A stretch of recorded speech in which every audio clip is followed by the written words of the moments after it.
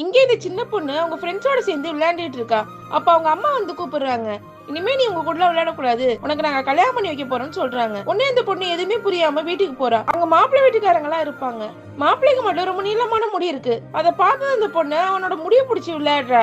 உடனே சுத்தி உள்ளவங்க எல்லாம் பொண்ணுக்கு மாப்பிள்ளை ரொம்ப பிடிச்சிருக்குன்னு நினைச்சு கல்யாணத்தை முடிவு பண்ணிடுறாங்க. அந்த பொண்ணு கல்யாணம் என்னன்னு அவங்க அம்மா கிட்ட கேக்குறா. அதுக்கு அவங்க சொல்றாங்க, நீ கல்யாணம் பண்ணா ரொம்ப சந்தோஷமா இருப்ப, கல்யாணத்தன்னைக்கு நிறைய சொந்தக்காரங்க வருவாங்க, நிறைய சமைப்பாங்க, உனக்கு நிறைய இனிப்புலாம் கிடைக்கும் அப்படின்னு சொல்லுவாங்க. இந்த பொண்ணு சந்தோஷமா சரின்னு சொல்றா. அந்த பொண்ணோட கல்யாண நாள் நெருங்கிட்டே இருக்கு. அதனால அந்த பொண்ணுக்கு காது மூக்கெல்லாம் கூட குத்தி விடுறாங்க. இப்ப கல்யாண நாள் வந்துருது. அந்த பொண்ணுக்கு மேக்கப்லாம் பண்ணி கல்யாணத்துக்கு கூட்டு போறாங்க. இப்ப கல்யாண நாள் வந்துருது. அந்த பொண்ணு கல்யாண மேடையில போய் உட்கார்றா.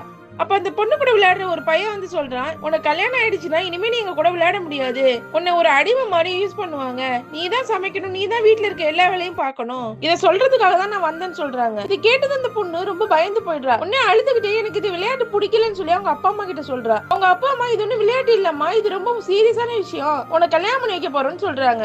எனக்கு கல்யாணம் வேணா ஒண்ணு வேணாம்னு சொல்லி அங்க இருந்து ஓட பாக்குறா. அப்ப அவங்க அம்மா பிடிக்கிறாங்க. அவங்க கையை கடிச்சு விட்டு அங்க இருந்து ஓடி போய் அவ ஃப்ரெண்ட்ஸ் கிட்ட, ப்ளீஸ் பா என்கிட்ட பேசுங்க, எனக்கு அந்த கல்யாணம் வேண்டாம், இங்க பாருங்க நான் ஓடி வந்துட்டேன், அந்த மாலையும் கலட்டி கொடுத்துட்றா.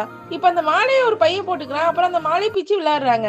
இப்ப இந்த பொண்ணை தேடிட்டு பொண்ணோட அப்பா அம்மா மாப்பிள்ளை வீடு எல்லாரும் வராங்க. இந்த சின்ன பொண்ணு சந்தோஷமா விளையாடுறத பார்த்த மாப்பிள்ளை வீட்டுக்காரங்க, இவ எவ்வளவு சந்தோஷமா விளையாடுறா, இவளோட சந்தோஷத்தையும் நம்ம கெடுக்க பார்த்தோமே, 10 வயசு பொண்ணுக்கு நம்ம இந்த மாதிரி செய்யக்கூடாது அப்படின்னு சொல்லிட்டு அவங்க அந்த இடத்த விட்டு கிளம்பிடுறாங்க. அந்த பொண்ணு அவங்க ஃப்ரெண்ட்ஸோட ஜாலியா விளையாடுறா.